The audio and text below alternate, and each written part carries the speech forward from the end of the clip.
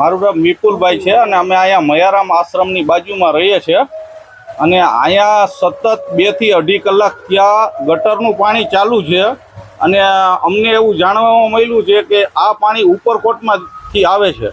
ઉપરકોટની ગટરથી કે અથવા ગમે કોઈ ત્યાંથી એ મયારામ આશ્રમ થઈ અને અમારા લોકોના ઘરની અંદર નીકળે છે પાણી. અમુકને દિવાલોમાં, અમુકને માણસોને ઘરમાં ઘૂસી ગયા છે પાણી, કોઈના ફળિયામાં ઘૂસી ગયા છે.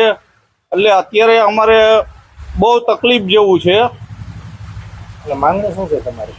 અમારી માંગણી એ છે કે આ પાણી જલ્દીમાં જલ્દી બંધ કરે અને આમાં કોઈ માણસને ઘરે રહેવું અત્યારે પોસિબલ નથી, કેમ કે આ ગટરનું પાણી છે ને ઘરમાં ઘૂસી ગયું છે. હા, તમારું નામ? દિવાળીબેન. શું થયું? પાણી આવે ઘરમાં, પાણી આવ્યું જો આ ગટરનું ઉપરકોટમાં કાઢ્યું છે ને, ઘરમાં આવ્યું પછી આ બહાર ઓસરીમાં ધોધ પડે છે. શું થયું એટલે તમે કેવા હેરાન થયો? કેવા હેરાન થયા. હું એકલી સૌ, પાછી દોહમાં સૌ, અટાણે 80 વર્ષની.